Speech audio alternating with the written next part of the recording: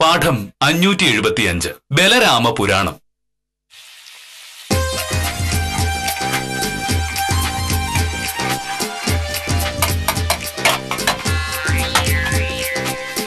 അമ്മേ, മണി 9:30 കഴിഞ്ഞു. ഇതുവരെ കഴിക്കാറില്ലേ? ഒരു 5 മിനിറ്റ് കൂടി മോനേട്ടാ. മോഹനേട്ട പോയി ഒന്നും കൂടെ പത്രം വായിക്കുമ്പോഴേക്കും എല്ലാം റെഡിയായിരിക്കും. കഷ്ടം. നമ്മുടെ കല്യാണം കഴിഞ്ഞ അന്ന് മുതൽ ഞാൻ കൃത്യസമയത്ത് ആഫീസിൽ പോകുന്നത് നീ കണ്ടുകൊണ്ടിരിക്കല്ലേ? എന്നിട്ടും ഞാൻ ആഫീസിൽ പോകുന്നതിന് മുമ്പ് കഴിക്കാനുള്ളത് ഉണ്ടാക്കാൻ നിനക്ക് പറ്റുന്നില്ല എന്നുള്ളതാണ് എനിക്ക് മനസ്സിലാവാത്തത്. കഴിഞ്ഞ ഒരാഴ്ചയിൽ എന്നെങ്കിലും രാവിലെ ഭക്ഷണം കിട്ടാൻ താമസിച്ചിരുന്നോ? കഴിഞ്ഞ ഒരാഴ്ചത്തെ കാര്യം എന്തിനാ ഇപ്പൊ പറയുന്നത്? ഇന്നത്തെ കാര്യം പറയൂ. മോഹനേട്ടൻ പറഞ്ഞത് കല്യാണം കഴിഞ്ഞ ദിവസം മുതലുള്ള കാര്യമല്ലേ? അപ്പൊ പിന്നെ എനിക്ക് കഴിഞ്ഞ ആഴ്ചത്തെ കാര്യം ഒന്ന് പറഞ്ഞൂടെ? ഒരു തെറ്റ് പറ്റിയാൽ അത് സമ്മതിക്കാൻ പഠിക്കൂ ഭാമേ, അല്ലാതെ വീടെടുത്ത നുറലല്ലേ. മോഹനേട്ടാ, കൃത്യസമയത്ത് ഭക്ഷണം ഉണ്ടാക്കാൻ എനിക്ക് പറ്റാഞ്ഞിട്ടല്ല ഈ കാലതാമസം. എന്നാ പിന്നെ മോഹനേട്ടൻ ഉച്ച അത് കഴിച്ചോട്ടെ എന്ന്. അത് ഇത്ര വലിയ തെറ്റായി പോയി കാണും. തെറ്റതല്ല. ഇവിടെ പോത്തിറച്ചി വാങ്ങാൻ നിന്നോട് ആരാ പറഞ്ഞത്? പോത്തിറച്ചിക്ക് എന്താ കുഴപ്പം? 2 മാസം മുന്നേ നമ്മൾ പോത്തിറച്ചി വാങ്ങിയതല്ലേ? അത് 2 മാസം മുമ്പ്. മേലിൽ ഇവിടെ പോത്തിറച്ചി വാങ്ങാൻ പാടില്ല. കാരണം എന്താ? ഭാമേ, പോത്തിറച്ചിയിൽ കൊളസ്ട്രോൾ വളരെ കൂടുതലാണ്. അത് കഴിച്ച് വെറുതെ എന്തിനു നമ്മൾ രോഗികളാകണം? അത് മാത്രമല്ല, പോത്തുകൾക്ക് തൂക്കം കൂടുവാനായി ചില ഹോർമോണുകൾ കുത്തിവെക്കുന്നുണ്ടെന്നും അത് ശരീരത്തിന് വലിയ ദോഷകരമാണെന്നും ബലരാമൻ സാറ് പറഞ്ഞു. ബലരാമൻ സാറോ? ഏത് ബലരാമൻ സാറ്?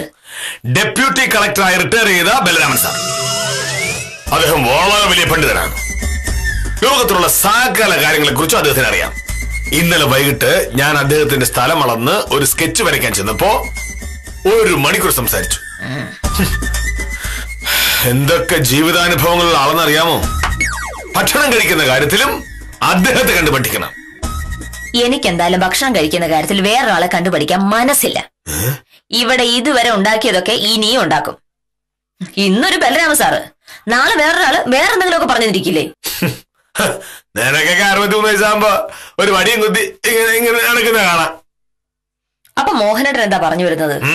ഇനിമേൽ നമ്മൾ ഇറച്ചിയോ മീനോ ഉപയോഗിക്കരുത്, പച്ചക്കറി മാത്രം കഴിച്ചാൽ മതി എന്നാണോ? അതാണ് ആരോഗ്യത്തിന് നല്ലത്. ഓക്കെ, ശരി. ഇന്നു മുതൽ മോഹനേട്ടന് ഞാൻ അത്തരം ഭക്ഷണം മാത്രം ഉണ്ടാക്കി വെക്കാം.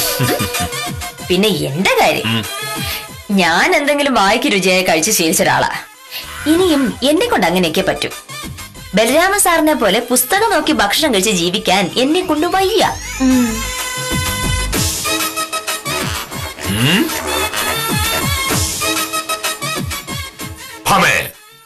ഇപ്പോ നമ്മൾ ചെറുപ്പമാണ്. അതിന്റെ ആവേശത്തിൽ നമ്മൾ പലതും മറക്കും, ഇഷ്ടമുള്ളതൊക്കെ കഴിക്കും. പക്ഷേ അങ്ങനെ കഴിക്കുമ്പോൾ ശരീരത്തിനുണ്ടാകാൻ പോകുന്ന ദോഷങ്ങൾ നമ്മൾ അറിയാൻ പോകുന്നത് പ്രായമാകുമ്പോഴാണ്. മോഹനേട്ടാ, ഞാൻ പറഞ്ഞല്ലോ, ബലരാമൻ സാറ് പറയുന്നത് പോലെ ഭക്ഷണം കഴിച്ച് മോഹനേട്ടൻ 150 കൊല്ലം വരെ ജീവിച്ചു. എനിക്ക് എന്തായാലും അത് പറ്റില്ല. ജീവിച്ചിരിക്കുന്നിടത്തോളം കാലം ആസ്വദിച്ച് തന്നെ ജീവിക്കണം. അതിപ്പോ തോന്നാണ്. വയസ്സാകുമ്പോ നിനക്ക് മനസ്സിലാകും, അന്ന് ബലരാമൻ സാർ പറഞ്ഞത് കേട്ടാൽ മതിയായിരുന്നു എന്ന്. പക്ഷേ അപ്പോഴേക്കും തിരുത്താൻ പറ്റാത്ത വിധം കാര്യങ്ങൾ നിന്റെ കയ്യിൽ നിന്ന് പോയിരിക്കും. ഞാൻ ബീരാനിക്കയുടെ കയ്യിൽ നിന്ന് വാങ്ങിയ 1 കിലോ പോത്തിറച്ചിയുടെ പേരിലാണ് ഈ പ്രഭാഷണമെങ്കില് ഇനി അത് മതിയാക്കണ്ട മോനേട്ടാ. ഞാൻ ഭാസ്കരനോട് ബലരാമൻ സാറിന്റെ കാര്യം പറഞ്ഞപ്പോ നിനക്കെന്താ ഒരു പുച്ഛം? ഒരാൾക്കൊരു തെറ്റ് പറ്റുമ്പോ ചൂണ്ടിക്കാണിച്ചു കൊടുക്കേണ്ടത് നമ്മുടെ ഉത്തരവാദിത്തമാണ്. അതല്ലെന്ന് ആര് പറഞ്ഞു? പക്ഷെ അമ്മയുടെ ചികിത്സയ്ക്ക് ആവശ്യമായ കാശ് ലോൺ എടുക്കാനായി ഒരു സർട്ടിഫിക്കറ്റ് ചോദിച്ചു വന്ന ഭാസ്കരനോട് ആവശ്യമില്ലാത്ത കാര്യങ്ങൾ പറയുന്നത് എന്തിനാ മോനേട്ടാ? ആര് പറഞ്ഞു ആവശ്യമില്ലാത്ത കാര്യമാണെന്ന്? നിനക്കറിയാമോ ഭാമേ, ഈ ഭാസ്കരന് ടൗണിൽ നല്ല കച്ചവടമുണ്ട്, തരക്കേടില്ലാത്ത ലാഭവും കിട്ടുന്നുണ്ട്. അങ്ങനെ ലാഭം കിട്ടുന്ന പണം സമ്പാദിച്ച് സൂക്ഷിക്കുന്നതിന് പകരം അത് മുഴുവൻ ചെലവാക്കി കളയും. അങ്ങനെ തോന്നും പോലെ പണം ധൂർത്തരിച്ചത് കൊണ്ട് ഇപ്പൊ എന്തുണ്ടായി? അമ്മയ്ക്ക് ഒരു അസുഖം വന്നപ്പോ കടം വാങ്ങേണ്ട ഗതികേട്. ഈ ഭാസ്കരൻ കള്ളു കുടിക്കോ? എന്റെ അറിവിലില്ല. പുകവലി? പുകവലിക്കുന്നതും ഞാൻ കണ്ടിട്ടില്ല. ചീട്ട് കളിക്കോ? അറിയില്ല, ഉണ്ടാകാൻ വഴിയില്ല. പിന്നെങ്ങനെയാണ് ഭാസ്കരൻ കിട്ടുന്ന കാശ് മുഴുവൻ ധൂർത്തരിച്ചു കളയുന്നേ? അതാണ് കാര്യം. ഭാസ്കരന്റെ വീട്ടിൽ അമ്മയും ഭാര്യയും 3 കുട്ടികളും ഉണ്ട്. എല്ലാ ശനിയാഴ്ചകളിലും എല്ലാവരെയും കൂട്ടി ഭാസ്കരൻ സിനിമയ്ക്ക് പോകും.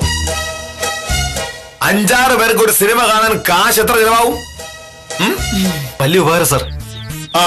എന്നെ ഒന്ന് ഓർമ്മിപ്പിക്കാൻ ഉത്തമനോട് പറഞ്ഞാൽ മതി. ശരി സാർ. ശരി മാധവൻകുട്ടി.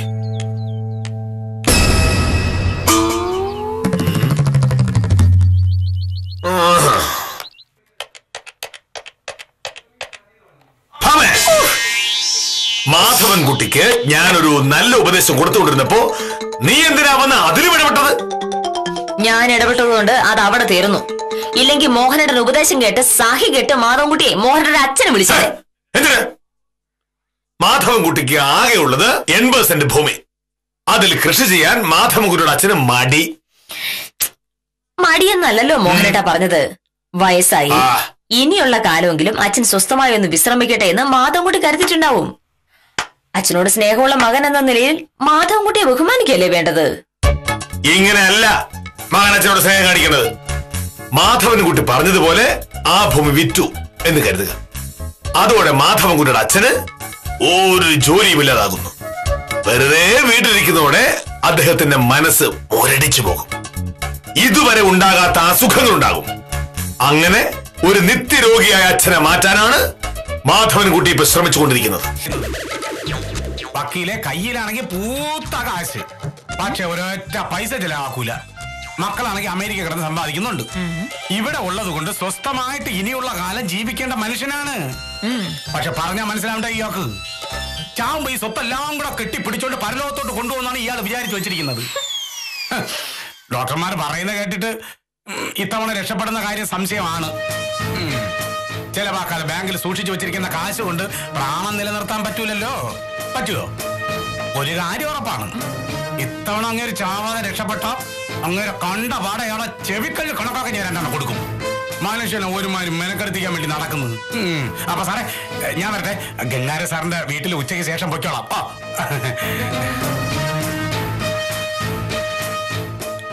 ആഹാരത്തിൽ മിതത്വം പാലിച്ച് ആയുസ് കൂട്ടാം. പ്രായം നോക്കാതെ അധ്വാനിക്കുകയാണെങ്കിൽ ആയുസ് പിന്നെയും കൂടും.